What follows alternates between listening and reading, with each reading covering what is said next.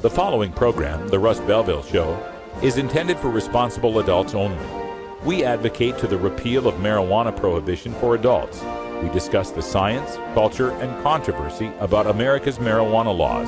We do not advocate any illegal activity and encourage all listeners to learn their state and federal marijuana laws. Opinions and claims made by guests and advertisers on The Russ Belville Show are their own, and The Russ Belville Show cannot be held legally responsible for their validity or reliability.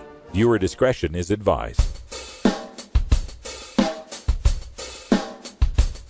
You take a seed, you plant it, you grow it, you dry it, you roll it, you smoke it. You take a seed, you plant it, you grow it, you dry it, you roll it, you smoke it, and it goes down smooth. Hey! Spanning the continent to bring you the truth about cannabis and marijuana law reform. I smoke pot and I like it a lot. From the promise of legalization. And I think that we need to rethink and decriminalize our marijuana laws. To the agony of prohibition. One major responsibility is to encourage people to use less drugs. The Russ Belville Show, the voice of the marijuana nation. Yeah, I hear you had a question for me. Now, here's your host, Radical Russ Belville. We love it. Good day, tokers and tokettes, and welcome to the show. It is Thursday, March 6, 2014, and it's got to be 420 somewhere in the world. Thanks for being here. We've been doing a lot of work here at 420 Radio to make this the best listening option you've got for marijuana news, information, analysis, opinion, data, music, entertainment, events, facts, and more. And if you can help support our mission, we'd really appreciate it. Visit 420radio.org today and become a VIP member for as low as $9.99 for our bronze initial membership. But I understand some folks are on a fixed income. Some of you are hurting out there. So we've got another membership level. We've returned the $4.20 copper membership level now. If you can only afford that much, I totally understand. But if you can afford more, please give it. We've got plane tickets to buy, hotel rooms to buy, and the more supporters we get, the more cameras, the more coverage, and the more people we can bring along on our coverage. So please help us out if you can. Now, on today's show, we do our regular visit with law enforcement against prohibition.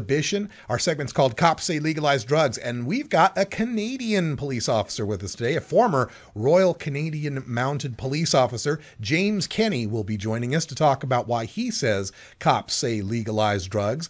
We've also got some news coming out of Canada today in our 420 Radio news coming right after the first break, so kind of a interesting coincidence there.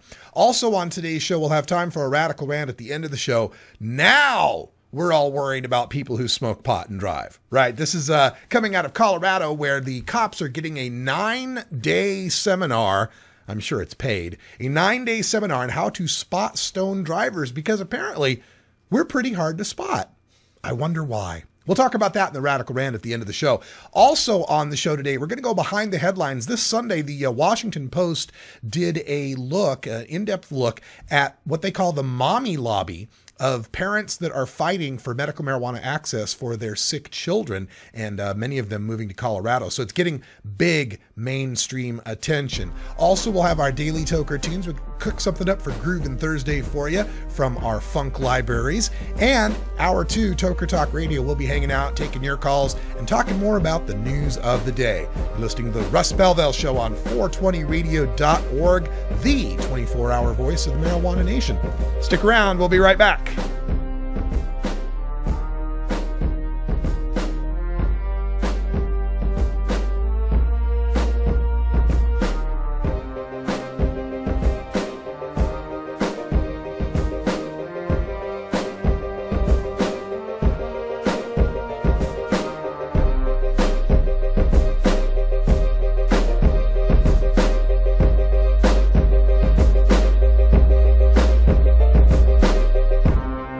You're tuned into the Russ Belville Show, the voice of the marijuana nation.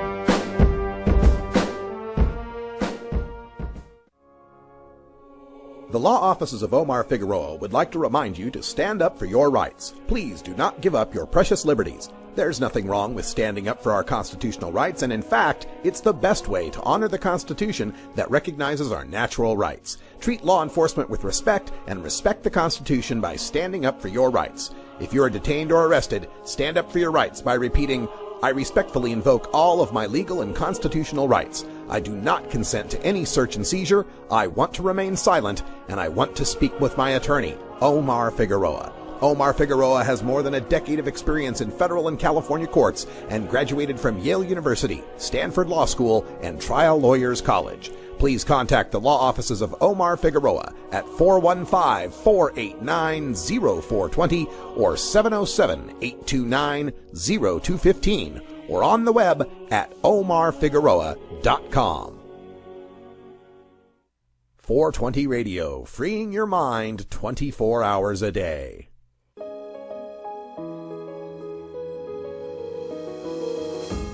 Cannabis Outreach Collective is an alternative health and wellness option located in Gladstone, Oregon, that serves patients in the Portland area and beyond. We are a full-service alternative health and wellness collective accommodating patients with natural, organic, holistic, and homeopathic remedies, nutritional guidance, advice, education, and medical cannabis, fully in accordance with Oregon OMMP law. You can find out more about Cannabis Outreach Collective on Facebook at COC503 or by emailing cannabisoutreachcollective503@gmail.com or by telephone at 503-853-1319. Check out our menu on Weed Maps and visit Cannabis Outreach Collective today.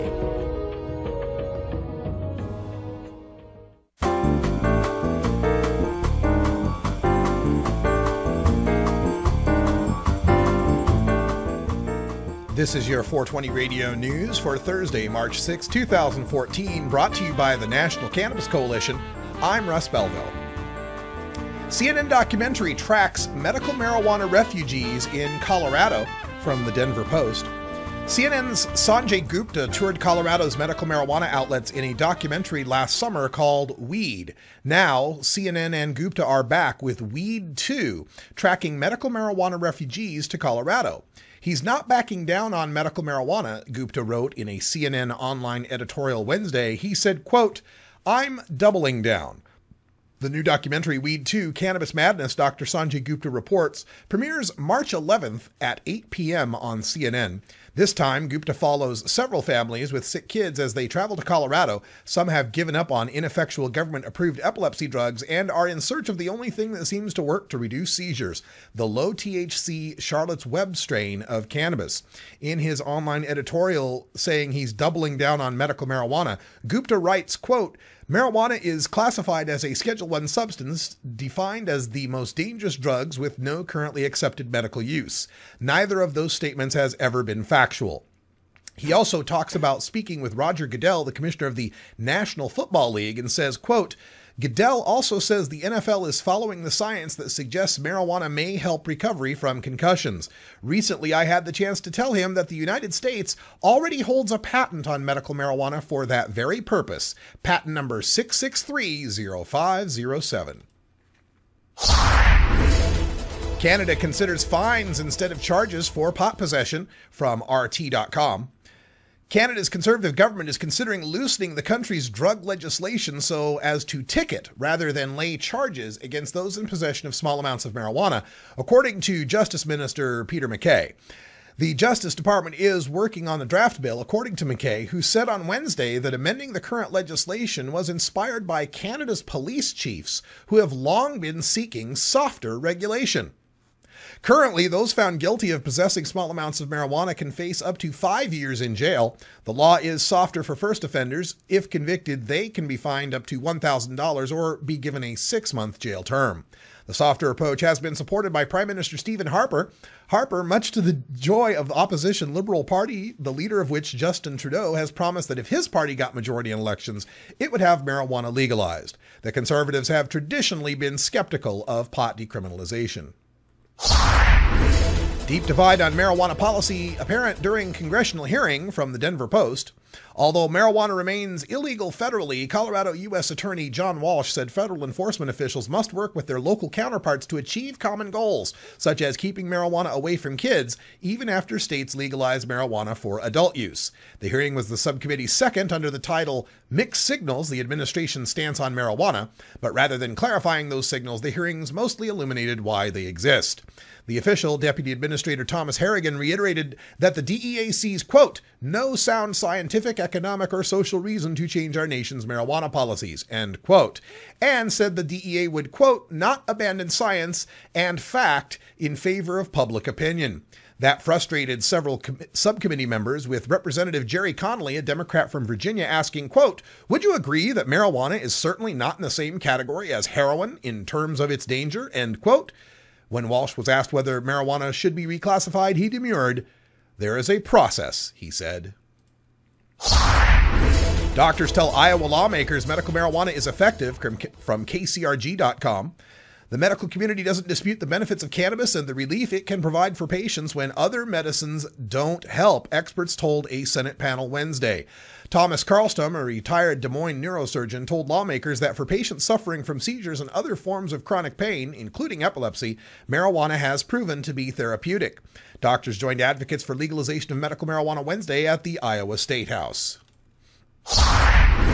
Colorado barbershop sends pot smell message to customers, from 9news.com. Barber Hugo Corral has had enough of stinky customers that he's doing something bold about the problem. He told 9 News he is so frustrated with pot-smelling customers that he finally put a sign with a smelly message in his Hugo's Barber storefront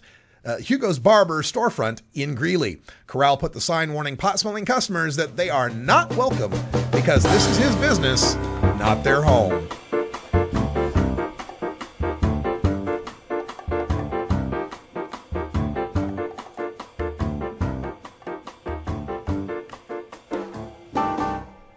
This has been your 420 Radio News for Thursday, March 6, 2014. I'm Russ Belville. Transcripts of 420 Radio News are available exclusively at the National Cannabis Coalition. Visit ncc420.com to download today. You're listening to The Russ Belville Show on 420radio.org. We'll be right back.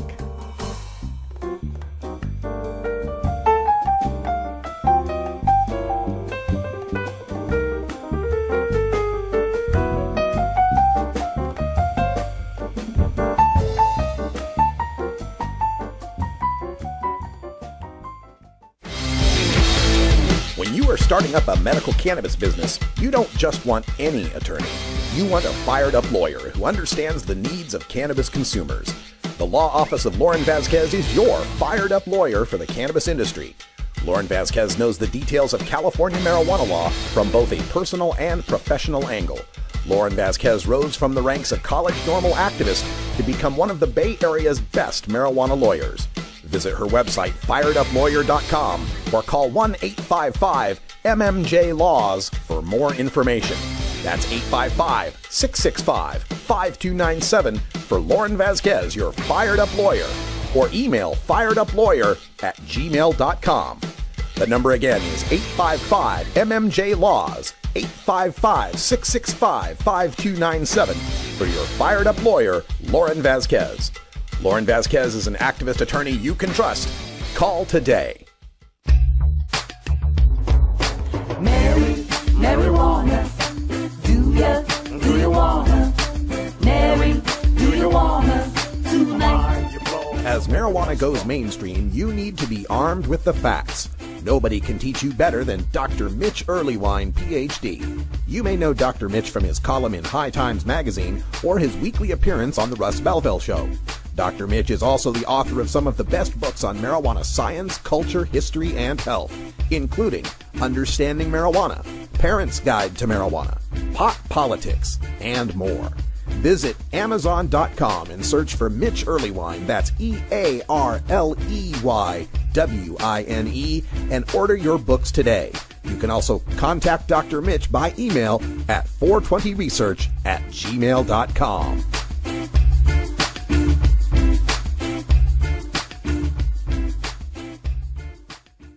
Weeducated Talk Radio, starring Ruby Lexington, Nikki Fox, Steve the Caregiver, and Jeff Kaufman from Arizona.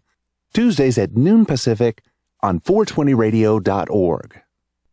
Welcome back, everybody. 15 after the hour, and time for us to go behind the headlines. And we're taking a look today at a story that was written up in the Washington Post. It was just this Sunday, and it was entitled, it was about the mommy lobby is what it was called. That's what caught my eye about it. The mommy lobby emerges as powerful advocate for medical marijuana use. And it's a story that we've been telling here for a while on the program, and it's of these families who find themselves in red states and saw Dr. Gupta's weed documentary and saw the remarkable recovery of Charlotte Figi from her epileptic seizures thanks to the use of CBD oil, that they want to know why they can't help their kid in their state. And it's just exploded since then. Of course, people saw that CNN documentary. They started spreading that around through Facebook and other social media. And folks that had no idea about marijuana, had no contact with it whatsoever, always thought of medical marijuana as a joke or some kind of scam being pulled by potheads, had been woken up to the fact that, oh, wait, this could help save my kid's life. And it's amazing what a 180 a person can do when their kid's life is at stake. The story focuses on 6-year-old Lydia Schaefer of Wisconsin. She suffers from life-threatening seizures, and her family is testifying in Madison at the Wisconsin legislature to help provide this form of medical marijuana to these kids. And the story goes on to note that there's people all over the country that are in the same boat.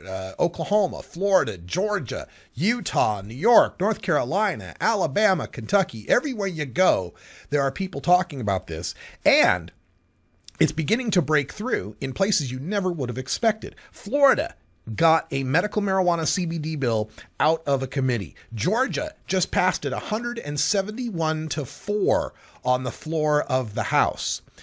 Now, people on our side, activists, are worried about this re-demonization of THC. Oh, it doesn't have THC, it doesn't get you high. Others contend that, look, any step forward is a good step forward. How can you not want to help these sick children? And once people accept the medical aspect of CBD, they'll begin to realize that CBD is more effective with THC.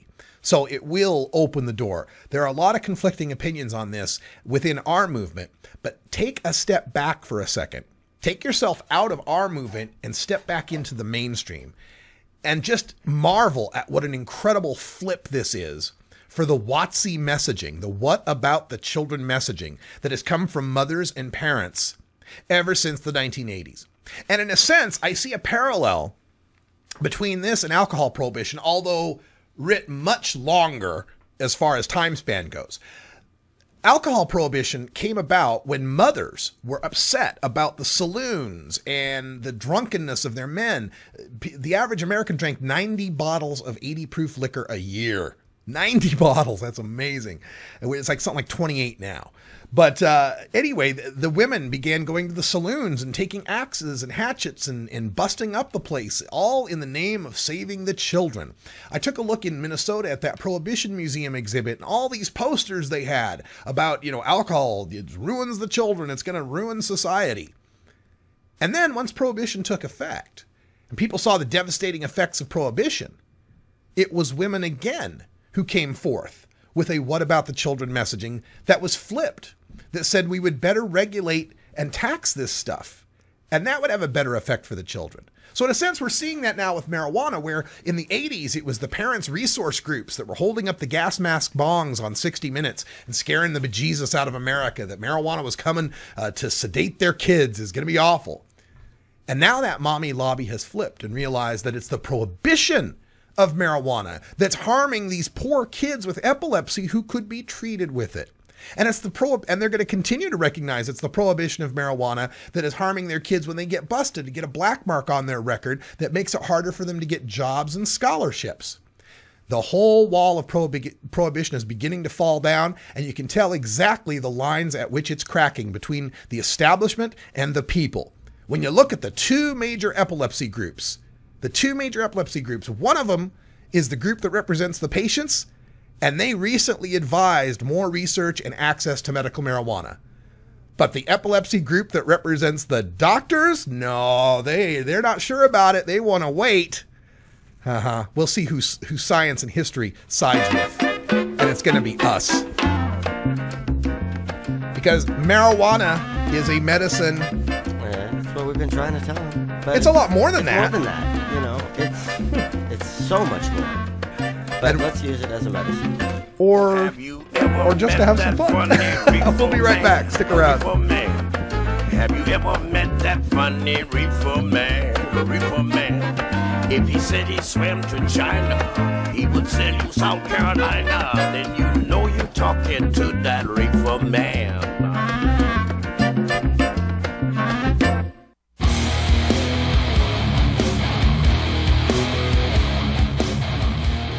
You know Herb Thrasher from the Herb Thrasher Flower Hour.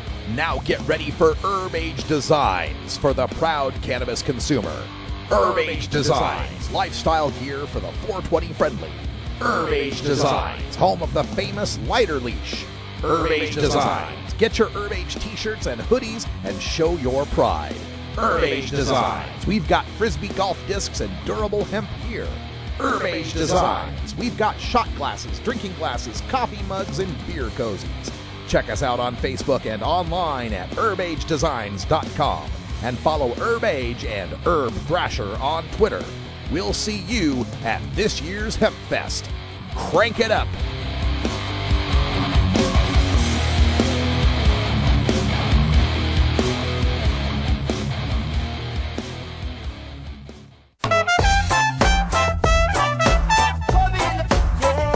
Support the Russ Belville Show.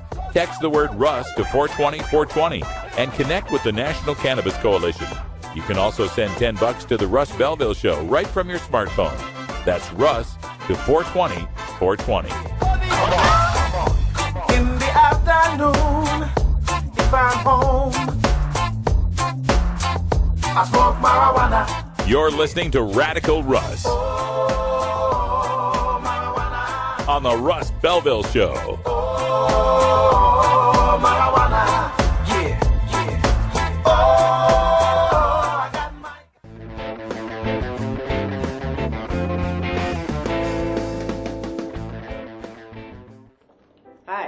Cannabis. Non-alcohol. Do you know that I can be used to treat a number of physical and psychological conditions like depression, Huntington's disease, and osteosclerosis? Your mother's an osteoporosis. I can also be used to help those who are abusing our friend over here. You know what the problem is with you? You think you're better than everybody else. Hey, look at me, I'm weed. Okay, I actually do prefer to be called Cannabis.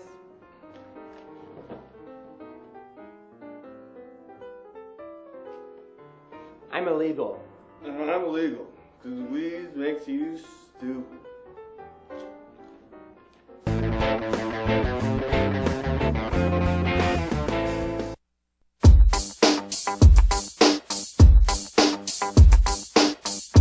Everyone knows music and marijuana go together, so let's wind up our 20 after break with the Russ Belville Show's Daily Toker Tunes, the best in pod-safe 420 music from around the web.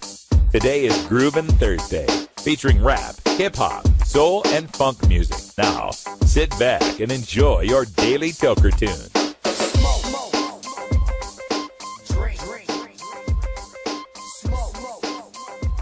All right, welcome back, everybody. It's 24 after the hour, and I forgot that I'm the Groovin Thursday guy now.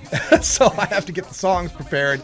Excuse me for being a little bit behind on that, but that does remind me though that we need to make that announcement that we do have an opening now for our Groovin Thursday Daily Toker Tunes editor. Comes with a free silver membership, free silver VIP membership to 420 Radio that entitles you to all sorts of discounts. You get access to our VIP archives, our VIP library. and all sorts of other perks as soon as we can think of them and afford them. But we would love to have you if you can come up with one song a week. I know it sounds easy, but it's harder than you think. If you can come up with one song a week and post it to 420 Radio and even call in and introduce those songs, we would love to have you as part of our team. So just let me know. You can get a hold of us at 420radio.org by visiting the contact form. Check the main menu at the very top of the page, or just email me directly, russ@radicalruss.com. So, for Groovin Thursday, I know Big Daddy Fink's in the room, and one of my favorite performers who's very, very underrated. A lot of people don't know of him, but I find his music to be very moving and his lyrics to be very, very poetic. It's Gil Scott-Heron. He's part of, what was kind of a jazz rock progressive movement that went on in the R&B side during the 1970s. And if you've never heard of him, I encourage you to check out more of his repertoire, because there's a lot of really good stuff here. We've been talking about driving and alcohol a lot lately, so I figured we'd pull this one up. It's Gil Scott-Heron featuring Brian Jackson with The Bottle. Oh, uno, dos, tres, cuatro.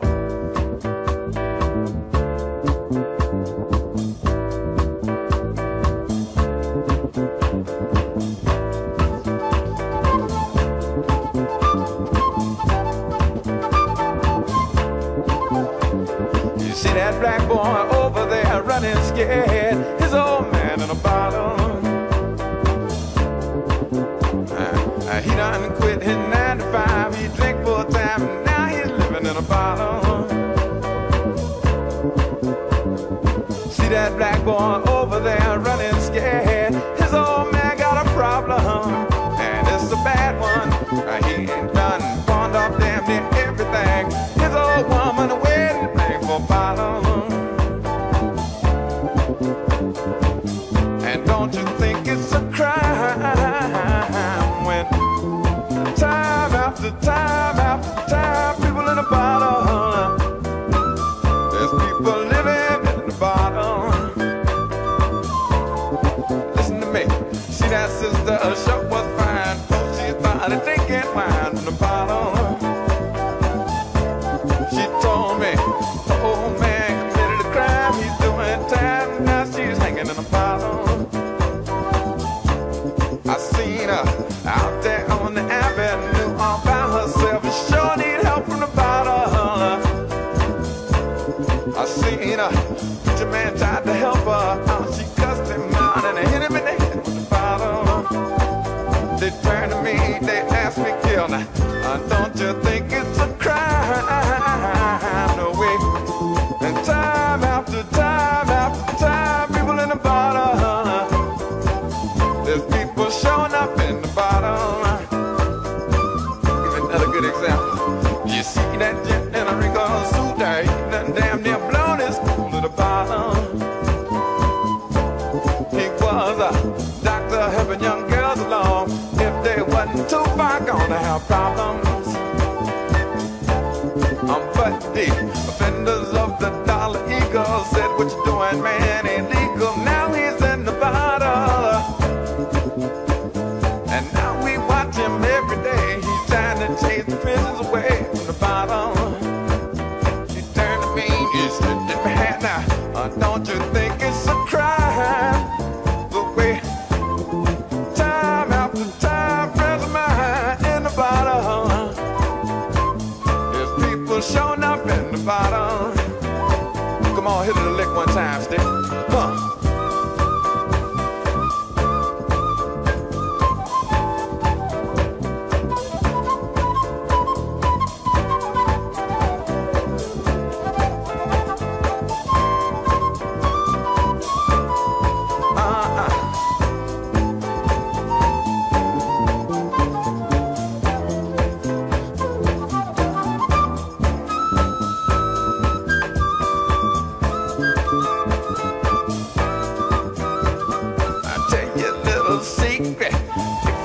Come looking for me, you know where I'm bound to be, in the bottle.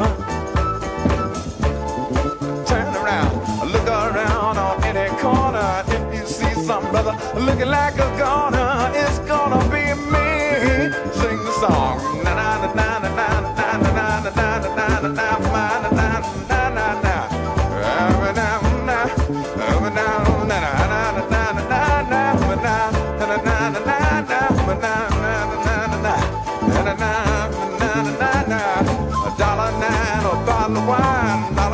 $1.09, get a bottle of wine. $1.09, get a bottle of wine. $1.09, get a bottle of wine. The bottle. Yeah, all that I'm concerned about is a bottle. It can turn me inside out of a bottle. All I want, all I want, all I want, all I want, since I'm living on the bottom of the bottle.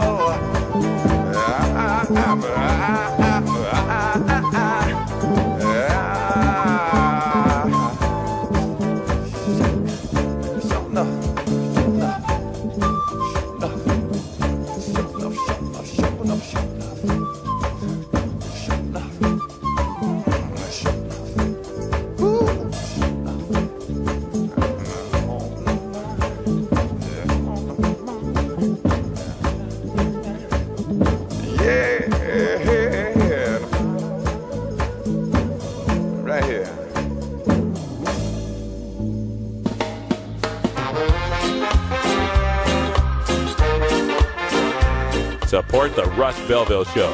Text the word Russ to 420-420 and connect with the National Cannabis Coalition. You can also send $10 to the Russ Belville Show right from your smartphone.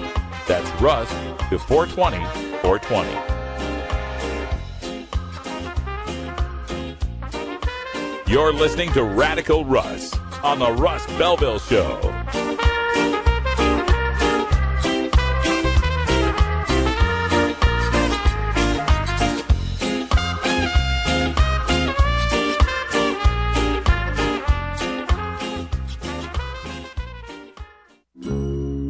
Georgia. Hi, this is Willie Nelson, and I need your help. Alcohol prohibition didn't work in the 20s, and marijuana prohibition isn't working today. It's time we stop arresting law-abiding citizens because they prefer marijuana over alcohol. Nearly 2,000 Americans are arrested every day on marijuana charges. We're unfairly destroying the lives and careers of hundreds of thousands of people each year simply because they smoke marijuana. These are not criminals. They're average citizens like you, good neighbors who work hard, raise families, pay taxes, and contribute to their communities. We need your help to end marijuana prohibition once and for all. It's the fair thing to do. For more information, contact NORML, the National Organization for the Reform of Marijuana Laws. Call toll-free 888-67-NORML or visit their website at norml.org.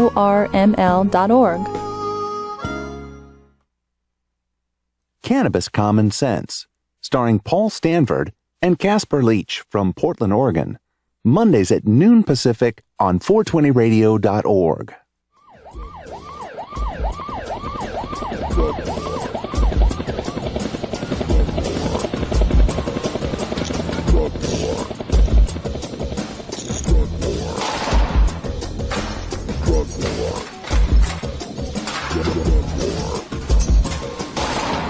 One of the most disturbing elements of the Prohibition War is how it's made police the enemy of otherwise law-abiding cannabis consumers.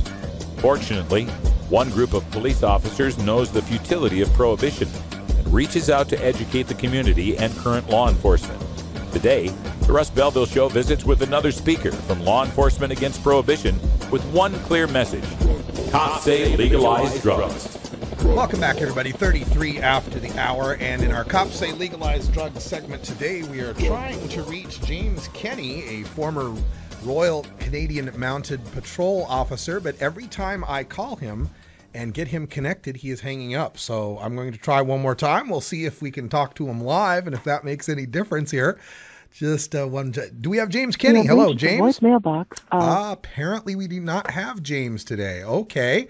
Well, let me take a quick break and figure out how we're going to fill the next 12 minutes. Be right back.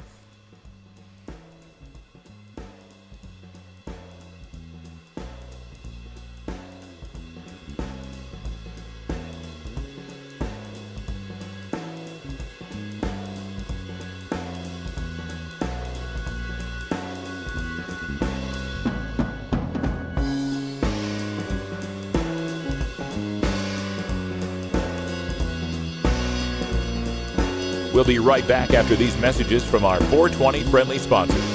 Support these advertisers because their ad money goes straight to the Russ Belville Show.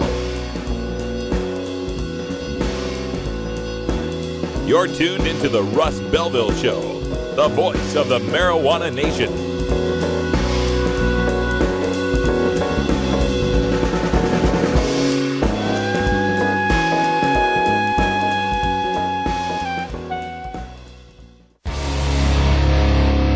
This is Radical Russ encouraging you to take a look at the Weed Blog every day. Johnny Green and the staff at the Weed Blog are on top of all the latest developments in the fight to end marijuana prohibition nationwide. You can even get the Weed Blog on your smartphone by installing the Weed Blog app for iPhone and Android. If it's about weed, it's on the Weed Blog, including my original writing. So don't delay. Read the Weed Blog today. 420 Radio, your ticket to Seattle Hemp Fest. Once again, folks, item J343 is the Surfing Monkey Coin Bank. It's great for graduations, wedding gifts, and I believe we sold out on this one last time, so please do not let this one pass you by. Now let's go to caller Scott in Nashville. Hello. Now, Scott, I understand you just bought 15 of our Surfing Monkey Banks. Is that true? Yeah.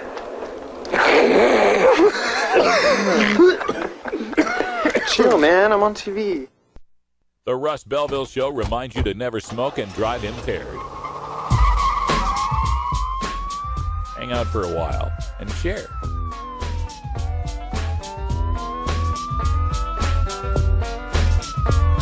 Cause the day was hard and your work was long and you need a break from all that's wrong. You better look at the clock cause it's 4:19. Time to reach in that pocket for your bag of green and smoke that weed. You're tuned into the Russ.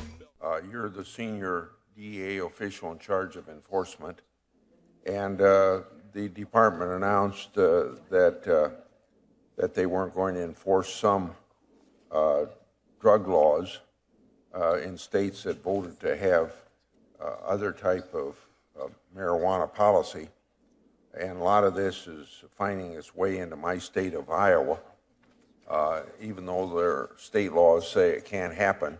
What's your view on the department's new policy? Thank you, Senator.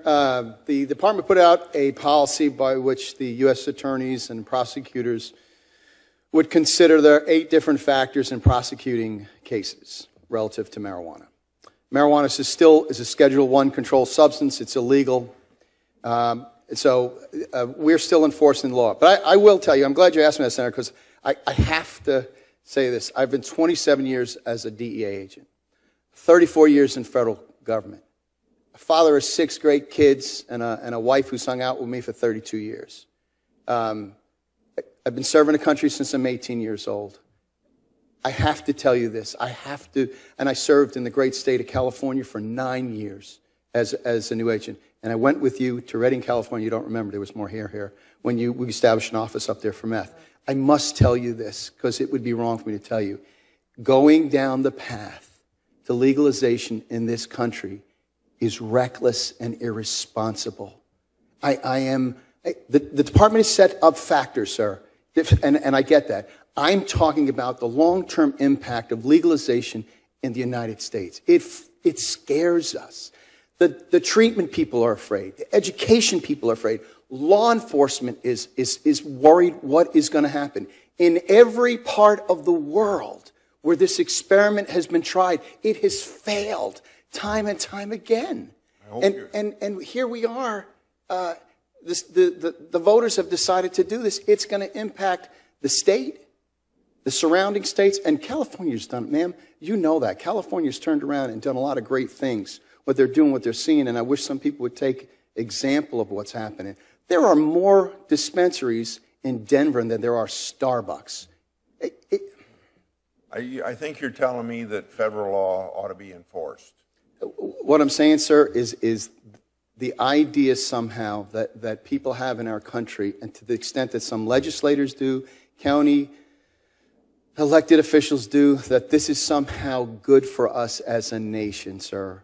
That this is good for the next generation of Americans coming up is wrong. It is a bad thing. And this body will get its door knocked on 10 years from now and say, how did we get where we get? People are going to ask us 10 years from now, how did we get where we're getting? And can I just put it in context with Afghanistan? at the International Drug Enforcement Conference that was held in Moscow, which is a planning and an operational meeting that we have every year, where we partner with new partners. Last year, we were in Moscow, 100 different nations. Can I tell you, we're sitting there, the administrator and I meeting with everyone, whether they be political leaders or law enforcement leaders. Almost everyone looked at us and said, why are you doing this? You're pointing the finger at us as a source state, and yet you turn around. I have no answer for them. I don't have an answer for them. I just don't. In 27 years ago, working in Washington Heights as a young agent, senior agents told me we could never work with Colombia. 27 years later, we have Algerians going to Colombia for best practices.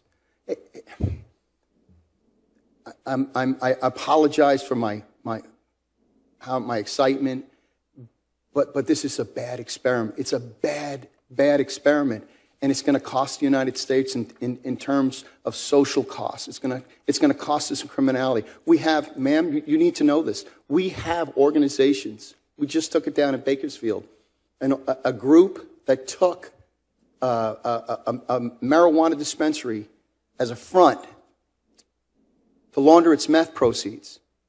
We not great case with San Francisco DEA, Bakersfield, Columbia, and Miami. This is the more I'm worried about. The more states that it happened to, they're going to come. You're going to demand from me. You're going to demand from DEA. How are you going to stop that? People think that DEA and law enforcement officers around the world are interested in Billy and his bong and his basement. We're not. We never have been. That's his mother and father's problem.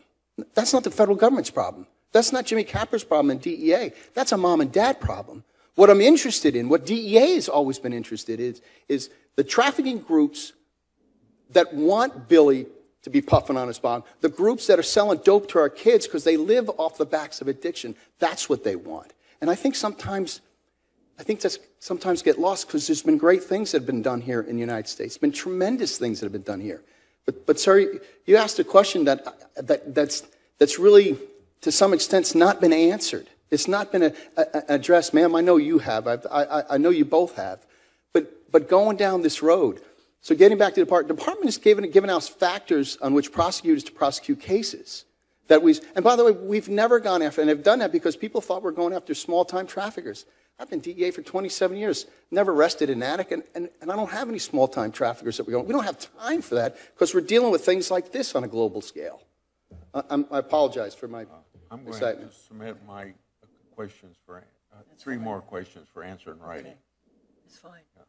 So would you folks answer some questions I submit in writing because I have to go? Thank you. Thank you. And very thank you much, all for your Grassley. participation. Let me just address Mr. Capper's I think statement, I'm going to stay and which listen to what you say. I see one of great law enforcement frustration, and I tend to agree. I oppose the legalization of marijuana in California with most of law enforcement. We beat it back that time. Whether we'll beat it back the next time, I have no clue. I believe that it is the wrong thing to do socially.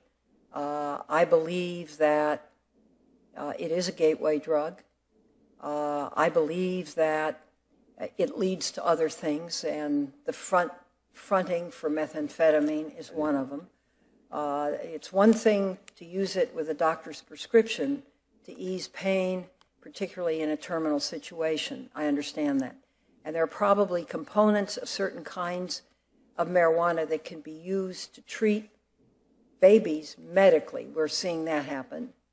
But to say it should be used socially on an ongoing and robust basis, and I think, you know, your analogy that there are more marijuana stores in Denver than Starbucks is an interesting one. You want answers? I'm as mad as hell, and I'm not going to take this anymore. You want answers? You have offended my family. I think I'm entitled. You want answers? I want the truth. And you have offended the Shaolin Temple. You can't handle the truth. Surely you can't be serious. I am serious. And don't call me Shirley. Radical Rant. It takes 9 days to spot a stoned driver. I know, I was looking at this piece that came out earlier today. I was preparing for the news, looking at all the stories, and I found this story came out of CBS News. It was entitled, Recreational Pot. Colorado police going to new lengths to spot high drivers.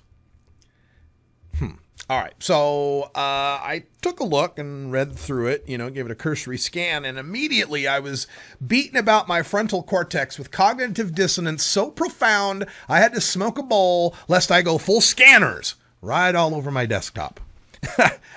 Let me just give you, it's a long piece, but I only need to give you a few lines from this. And let's just see if you had the same reaction to this that I did. The law legalizing recreational marijuana in Colorado says the state must, quote, regulate marijuana like alcohol, end quote. And like alcohol, pot can have dangerous consequences behind the wheel. However, unlike drunk drivers, it can be very hard to actually identify a stoned driver, so authorities are launching an offensive, and Colorado police are learning to take a harder look.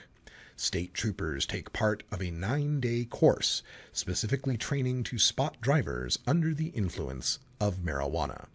Sergeant Blake White of the Colorado State Patrol said, quote, we're kind of learning along as it goes, as far as how much it's affecting people, end quote. Okay. Look, let's just turn this into Chinese buffet restaurant ranting, family style. You can take one of column 1, one of column 2, and 2 from column 3. You ready? Here we go. Here's my initial reactions to this CBS story. Number 1. Could it be that it's so hard to spot us because, we're, unlike the drunk drivers, because, we're not, speeding and swerving and wrecking and killing other people? Could it be that we're harder to spot because we're not impaired to any significant effect that makes it readily available to anyone looking? Oh my God. All right. Let's try this one. Number 2. 9 days. Oh, a 9-day course to spot stone drivers. 9 days. I think I could take any random great grandma with cataracts and train her to spot a drunk driver in about 9 minutes. But it takes 9 days to train law enforcement professionals. And of course, 9 days paid, right? 9 days paid and maybe perhaps overtime on that too, right? To train law enforcement professionals who are working every day patrolling traffic. And they don't know how to spot a stone driver. Apparently, they're not drawing any attention. Number 3. Wait a minute.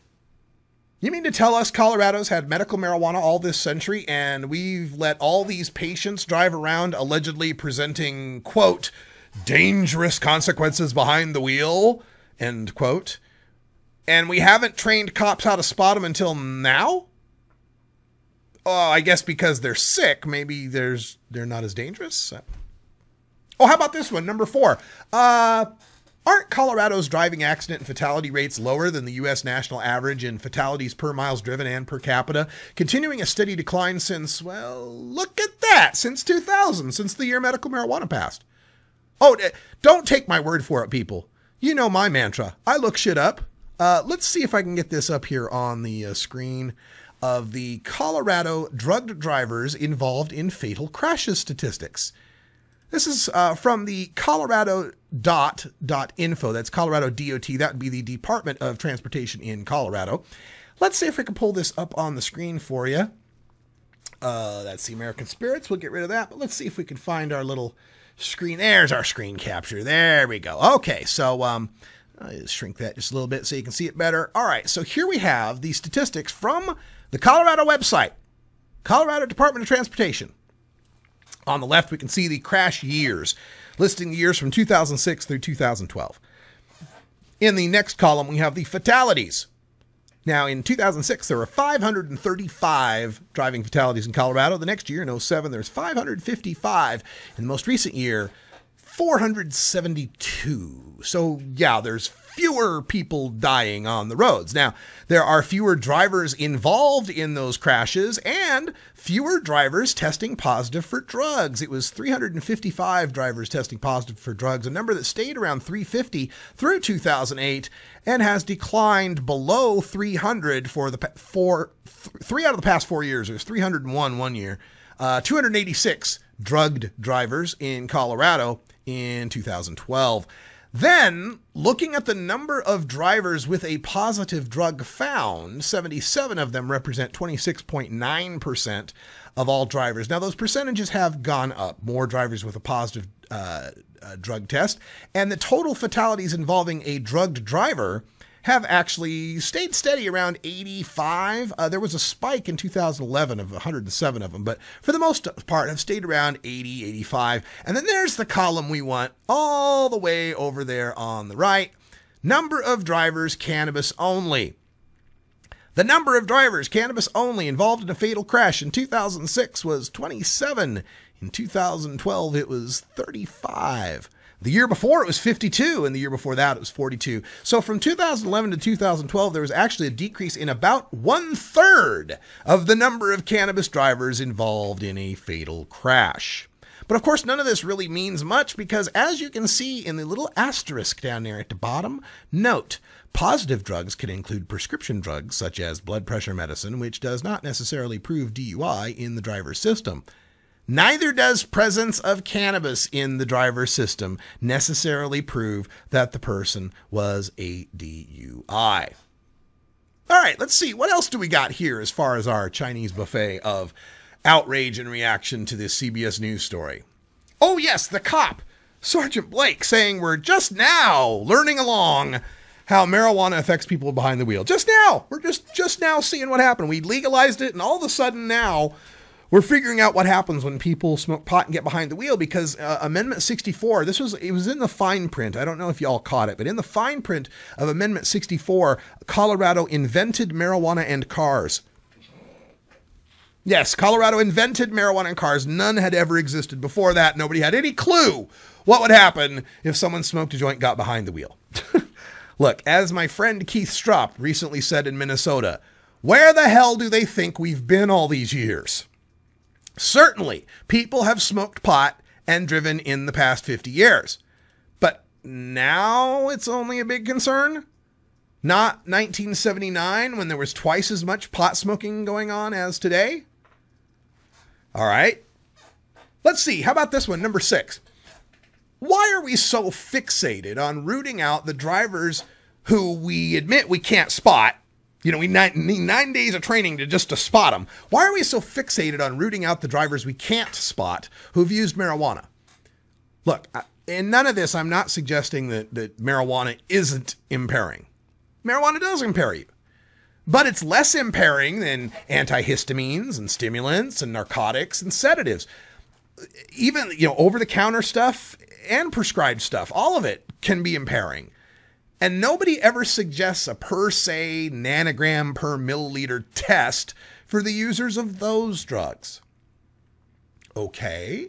How about this reaction? Number 7. And actually, when you think about it, marijuana is really not all that impairing compared to divided attention tasks frequently engaged in by a large sum of drivers out there, like listening to music, changing the channel, having conversations with people in the back seat, disciplining your kids, futzing around with the GPS, eating fast food, talking on the phone, or the number one killer, the number one impairer of people behind the wheel, just being too damn tired. But I know it's impolitic to say this. It's not politically correct for me to say it, but we allow a whole lot of impairment on our roads. We have buildings specifically designed for the purpose of people traveling to them in their vehicles and parking them there, in which they are to become inebriated on alcohol.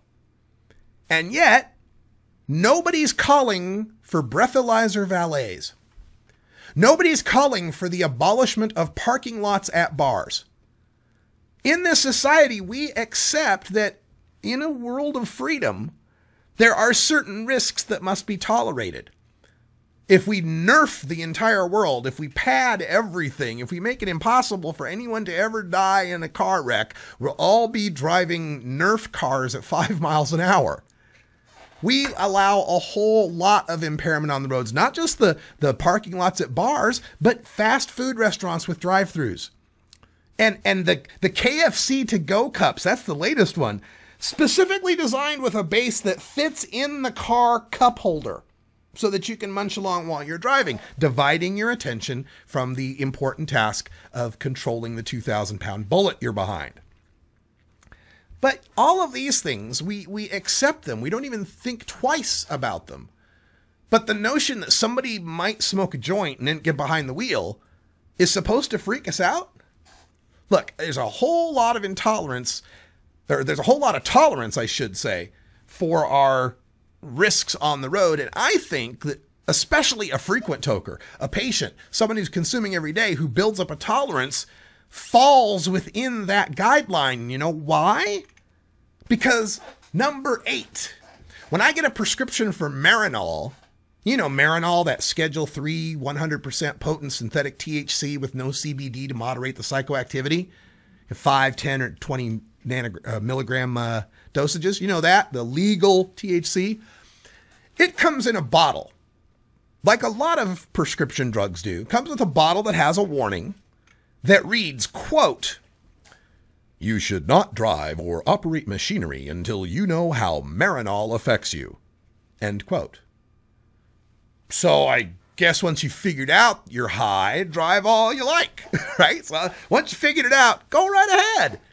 I mean, just as long as it's 100% synthetic THC in Marinol and not 15% natural THC in a joint. Oh, I know. How about this? Number 9. You know, let's take a little of the blame on this. We kind of brought it on ourselves when we asked to regulate it like alcohol. Like alcohol. Regulate like alcohol. Treat it like alcohol. But CBS is exhibiting what's close to journalistic malpractice by making this comparison, quote, "Like alcohol, pot can have dangerous consequences," end quote. As if they both share the same risk potential. Drunks get belligerent and underestimate their great impairment. Stoners get mellow and overestimate their mild impairment.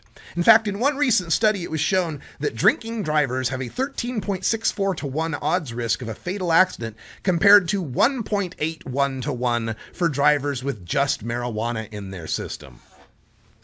There you go. That's 9 different ways I could react to this scaremongering story about stoned mayhem on the freeways. But I do have some bonus lines from this story. You gotta love CBS fact checkers letting this one get through. Here's one, quote, "But marijuana is not new to Colorado. Residents have been using it medically for 4 years. 4 years? 2000, 2001, 2002, 2003. Yeah, it's like 13 years, right? 13, 14, we're going on 14 years, right? 14. Yeah, well, that's a little fact checking. Maybe Dan Rather did it. And somebody ought to ask this reporter at CBS what he's been smoking, because after all, according to this reporter, quote, "There are numerous strands of cannabis that can produce different highs," end quote. There might be strands of hemp fiber somewhere, but they're not going to produce any kind of high. If this is the kind of reporting we have to rely on from CBS News, I may have to just get my news from, well, how about 420 Radio? That would be the place to get your news. We'll be here every weekday, 3 p.m. Pacific Time, 6 p.m. Eastern Time. Replays 3 and 6 hours away, no matter what time zone you're in. Also, you can get our shows on demand at 420radio.org. Just click on the header, and that'll take you to our on-demand page. Or you can go to my YouTube page at Radical Russ and embed, download, pass them on any way you like. That's not it. We've got another hour coming up, Toker Talk Radio, but you can only get the archives on demand of Toker Talk Radio if you're a 420 Radio VIP member. Check out our VIP page today, 420radio.org/VIP. For Brian the Rat, I'm Radical Russ. Thanks for joining us. Stay tuned for hour 2. And until next time, take care of each other, tokers.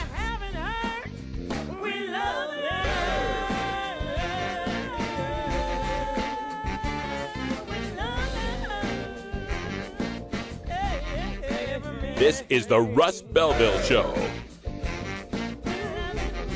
The Russ Belville Show is blogging and podcasting daily at radicalruss.com. You take a seed, you plant it, you grow it, you dry it, you roll it, you smoke it. You take a seed, you plant it, you grow